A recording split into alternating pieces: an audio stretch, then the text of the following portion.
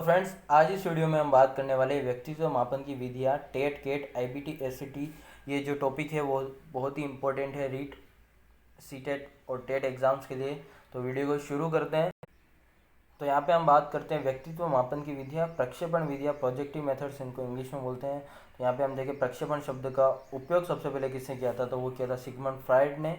और प्रक्षेपण शब्द का अर्थ क्या है, तो प्रक्षेपण शब्द का अर्थ है आरोपण, मतलब कि किसी भी व्यक्ति पर लागू करके देखना है, फिर उस किसी व्यक्ति पर प्रयोग करके देखना। ठीक है, तो ये क्या हो गया, प्रक्षेपण हम इसको बोल सकते हैं। अब यहाँ पे हमने लिख रखा है अचेतन मन को जानना, मतलब कि ये जो विधियाँ उपयोग कर रहे हैं किस लिए कर रहे हैं, व्यक्तित्व के मापन के लिए। ठीक है, व्यक्तित्व को जानने के लिए कर रहे हैं।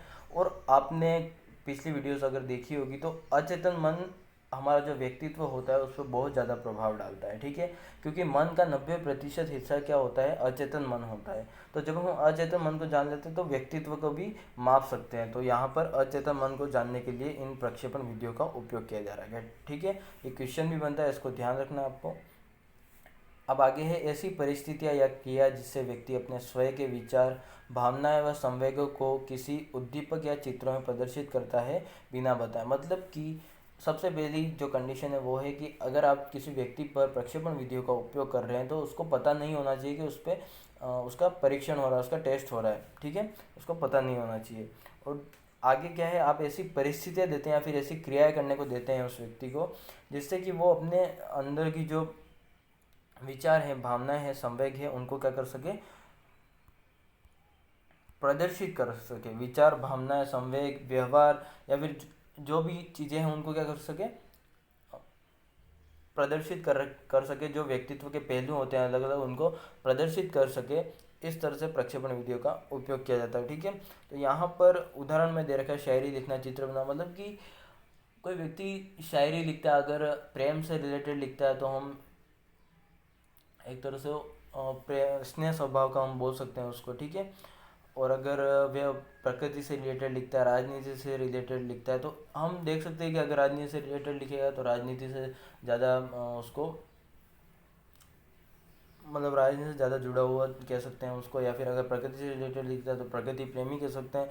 वही चित्र की बात करें तो अगर कोई व्यक्ति प्रकृति से रिलेटेड चित्र बनाता था तो हम उसको प्रकृति प्रेमी समझते हैं। पशुओं से रिलेटेड बनाता तो प्रकृति पशु प्रेमी समझते हैं। तो इस तरह से हम इसको समझ सकते हैं। ठीक है, प्रक्षेपण विधियों को।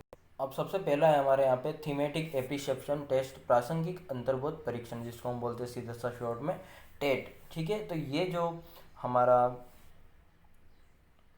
टेस्ट है, परीक्षण है, वो किसने दिया है, मॉर्गन व मुर्रे ने दिया है। ये तो हमको ध्यान रखना है। ठीक है, तो यहाँ पे हम सीधा सा ध्यान रख सकते हैं। यहाँ पे टी टी है, मतलब दो सेम वर्ड आ रहे हैं। तो और यहाँ पे क्या आ रहा है, एम एम आ जाएगा, मम आ गया, मॉर्गन मुर्रे। तो ये हम इससे एक ट्रिक के हिसाब से इसको याद कर सकते हैं।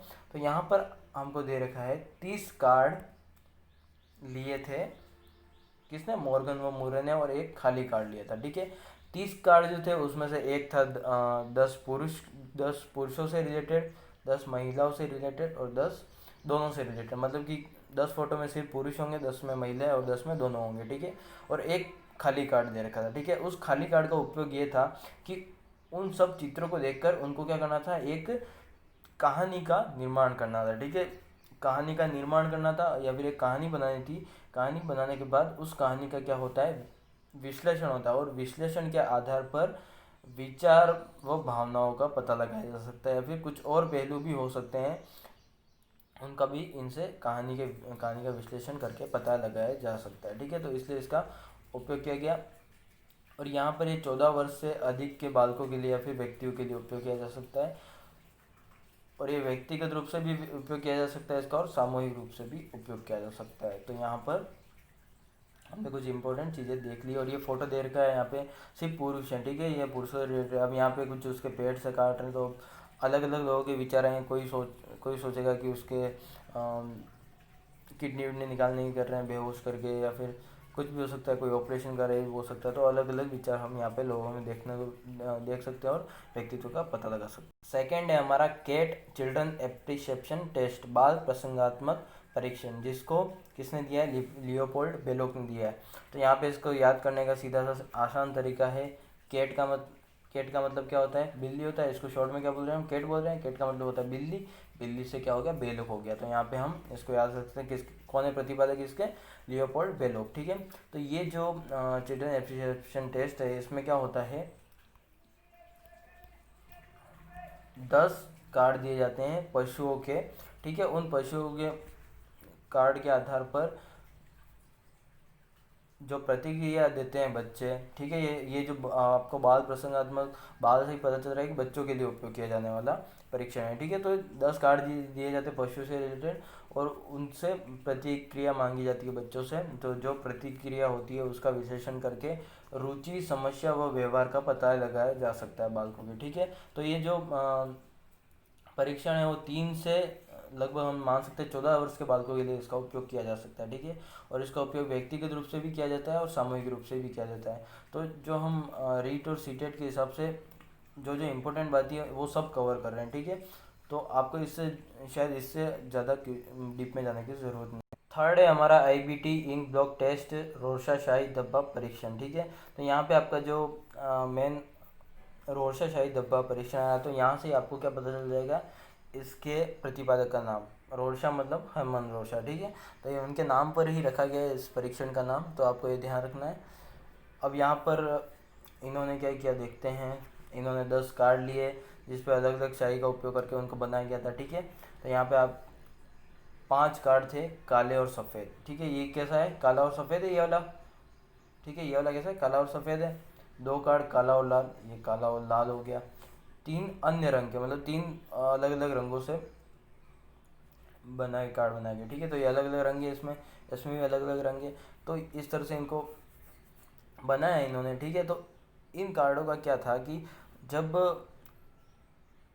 कोई व्यक्ति इन जो चित्र बने हुए उनके अगर छोटे छोटे भागों पर अगर ध्यान देता है, छोटे छोटे भागों पर अगर ध्यान देता है, तो हम उसका व्यक्तित्व एक तरह से हम ऐसे देख सकते हैं कि वो व्यक्ति बहुत जो छोटी छोटी चीज़ें होती हैं उन पर बहुत ज़्यादा सोचता है या फिर छोटी छोटी बात को पर ध्यान रखता है। ठीक है, ये बोल सकते हैं। अगर वह व्यक्ति कलरों पे ज़्यादा ध्यान देता है, जो रंग है उन पे ज़्यादा ध्यान देता है, तो हम क्या कह सकते हैं कि वो व्यक्ति मतलब थोड़ा प्रकृति प्रेमी एक तरह से बोल सकते हैं हम। ठीक है, जो कलरों पे ज़्यादा ध्यान देता है। ठीक है, उसके बाद अगर बात करें, अगर उसको उसमें किसी पशु का चित्र दिखता है, इन चित्रों में अगर किसी पशु का चित्र दिखता है तो हम कह सकते हैं वो पशु प्रेमी है। ठीक है, तो इस तरह से हम इसको समझ सकते हैं।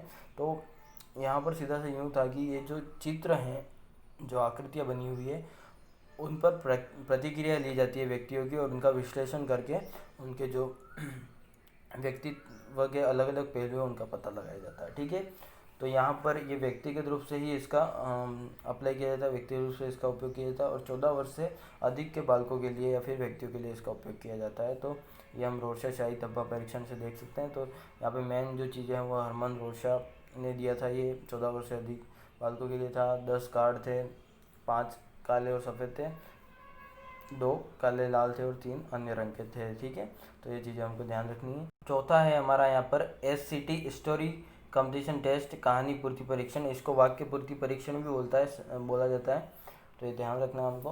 और ये जो दिया है पाइन व टेंडलर ने दिया है। ठीक है, और उसके बाद कुछ समय बाद रोटर्स ने भी इस पर काम किया था स्टोरी कंप्लीशन टेस्ट पे, तो रोटर्स का भी ध्यान रखना है हमको। वैसे पाइन व टेंडलर ज़्यादा इंपॉर्टेंट है। ठीक है, यहाँ पे लिख रखा अधूरे वाक्य है कहानी को तुरंत पूरा करना, मतलब कि कोई भी आपको वाक्य दिया जाता है, जैसे कि आपने कुछ कॉम्पिटिशन्स भी देखे होंगे जहाँ पर सिर्फ आपको एक टॉपिक दे दिया जाता है, जैसे राजनीति पे बोलना है, माँ पर बोलना है, कोई भी शब्द दे दिया जाता है और उस पर बोलने के लिए कहा जाता है। तो ये उसी तरह से रिलेटेड है कि यहाँ पर आपको एक दिया गया मेरा पसंदीदा एक्टर। ठीक है, आप मेरा पसंदीदा एक्टर जैसे आप बोलते हैं सलमान खान है या फिर अक्षय कुमार है, तो अक्षय कुमार क्यों है आप पूरा उसके बारे में बताएंगे। ठीक है, तो क्यों है, क्योंकि किसी को कोई दान देता है, कोई चैरिटी करता है इसलिए पसंद होता है, किसी को एक्टिंग अच्छी लगती है इसलिए पसंद होता है। इस तरह से हम वो व्यक्ति जब बताता है,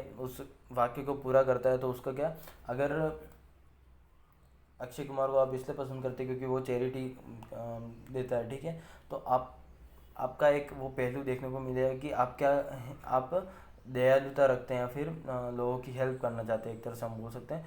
तो इसलिए आप क्या करते हैं, अक्षय कुमार को पसंद करते हैं। ठीक है, अगर आप किसी को एक्टिंग को लेकर बोले सलमान खान की एक्टिंग बहुत अच्छी लगती है इसलिए वो मुझे पसंद है, तो आप क्या करते हैं, एक्टिंग पर ज़्यादा ध्यान देते हैं। फिर एक जो क्या बोल सकते हैं, एक तरह की कला होती है उसकी बहुत इज्जत करते हैं, ये देखने को मिल सकता है। ठीक है, तो इस तरह से हम पता लगा सकते हैं। अब आगे एक और है, मैं अगर प्रधानमंत्री होता, ठीक है, मैं अगर प्रधानमंत्री होता तो मैं लोगों का भला करता, जो गरीब लोग हैं उनका सबसे पहले भला करता है। अगर ऐसी चीज़ सोचते हो तो आप आपके एक व्यक्तित्व को पता चलेगा कि आप गरीबी को मिटाना चाहते हो।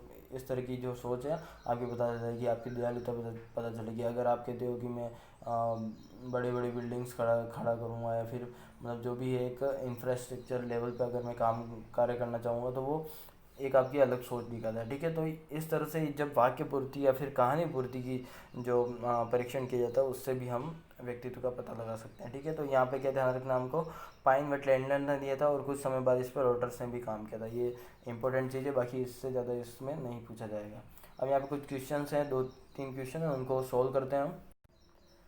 तो यहाँ पे 2-3 क्वेश्चन है, आपको पहले मैं सिर्फ क्वेश्चन बताऊंगा उसके बाद आंसर बताऊंगा। ठीक है, तो 3 क्वेश्चन है यहाँ पे। पहला क्वेश्चन है, व्यक्तित्व की प्रक्षेपण विधियों से हम किस मन को जान सकते हैं, चेतन मन, अर्धचेतन मन, अचेतन मन, इनमें से कोई नहीं। ठीक है, तो ये आपको ध्यान रखना है, आगे हम बताएंगे इसका आंसर। आगे है, बालकों की रुचि, समस्या, व्यवहार को ज्ञात करने के लिए उपयोग में ली जाने वाली व्यक्तित्व मापन विधि कौन सी है। मतलब कि वह कौन सी विधि है जो बालकों पे उपयोग की जाती है। सीधा सा मेन जो स्टार्टिंग हो रही है वो कहाँ से हो रही है, बालकों की रुचि व समस्या व व्यवहार को ज्ञात करने के लिए। ठीक है, किस प्रक्षेपण विधि का उपयोग किया जाता है। ठीक है, तो आपको इसमें देना है, आपने 4 पढ़ी है, टेट, SCT, IBT, केट, इनमें से किसका उपयोग किया जाता है। क्लास से विधियों और प्रतिपादकों में क्या करना है, सुमेलित करना है। ठीक है, SCT से मतलब आपने वो मिलान वाला क्वेश्चन किए होगा, तो यहाँ पे मिलान करना है। अगर SCT अगर हरमन रुरसा ने दिए तो उससे मिलान करना है, मतलब कि फर्स्ट का भी, और ये आपको ध्यान होगा। ठीक है, तो अब आंसर देखते हैं इन तीनों के। तो सबसे पहला जो है, व्यक्तित्व के प्रक्षेपण विधियों हम किस मन को जानने के लिए करते हैं। तो हमने सबसे पहले ही पढ़ा था कि अचेतन मन को जानने के लिए प्रक्षेपण विधियों का उपयोग किया जाता है, क्योंकि जब हम अचेतन मन को जानते हैं तभी क्या होता है, व्यक्तित्व का पता चलता है। तो अचेतन मन को जानने के लिए इसका उपयोग किया जाता है। तो सही उत्तर है सी। यहाँ पे सेकंड क्वेश्चन है हमारा, बालकों की रुचि, समस्या, व्यवहार को ज्ञात करने के लिए उपयोग में ली जाने वाली व्यक्तित्व मापन विधि कौन सी है। तो यहाँ पे हमने पढ़ा था, केट माने क्या है, चाइल्ड एप्रिसिएशन टेस्ट, मतलब कि बाल प्रसंगात्मक परीक्षण, जो हमने पढ़ा था। तो यहाँ पर हमारा जो आंसर है वो है डी है, मतलब कि बालकों की रुचि, समस्या, व्यवहार का उपयोग करने के लिए किसका उपयोग किया जाता है, केट, जो हमारा जो टेस्ट है उसका उपयोग किया जाता है, प्रक्षेपण विधि है उसका उपयोग। लास्ट है हमारा ये क्वेश्चन मिलान करने वाला। तो यहाँ पर SCT, केट, टेट, IBT, इन सबको मिलान करना है। तो सबसे पहला हम यहाँ पे देखें तो हमने सबसे एक इजी सा पढ़ा था, केट का मतलब क्या होता है, बिल्ली, बिल्ली से क्या हो गया, बेलोग। तो सेकंड का क्या हो गया, ए हो गया, तो ये 2 का है। ठीक है, अब थर्ड हमारा टेट, TT मिल रहा है, मतलब MM मिल रहा है, मॉर्गन व मुर्रे। ठीक है, TT, MM। तो यहाँ पे थर्ड का क्या हो गया, बी हो गया, क्योंकि सेम है। ये दोनों तो हमको ट्रिक पता थे। ठीक है, तो यहाँ पर अगर आप देखना चाहें, सेकंड का ए होना चाहिए, सेकंड का ए यहाँ पर मिल रहा है, थर्ड का बी होना चाहिए, थर्ड का बी यहाँ पे मिल रहा है। अब IBT की बात आती है, IBT को इंग्लिश में हमने क्या पढ़ा था, रोरशा धब्बा परीक्षण। ठीक है, इंक ब्लॉट टेस्ट जो था उसको हम हिंदी में बोलते हैं रोरशा धब्बा परीक्षण, रोरशा से हरमन रोरशा। तो यहाँ पे क्या हो जाएगा, 4 का सी, तो ये 4 का सी भी मिल गया। अब SCT की बात करें, बचा गया सिर्फ एक बचा, तो एक क्या मिल जाएगा, डी पे मिल जाएगा। अभी पढ़ा था हमने स्टोरी कंप्लीशन टेस्ट, पाइन व टेंडलर। ठीक है, तो यहाँ पर जो उत्तर है वो हमारा बी सही है, तो आपको ये ध्यान रखना है। तो फ्रेंड्स, अगर आपको वीडियो अच्छा लगा तो please like, share and subscribe कीजिए, या फिर जैसा भी लगा प्लीज़ कमेंट बॉक्स में हमको बताइए। अगर आज इसमें आप कुछ सुधार चाहते हैं तो हम सुधार करने की पूरी कोशिश करेंगे। और आपको अगर वीडियो अच्छा लगा तो प्लीज़ सब्सक्राइब जरूर कीजिए। Thank you.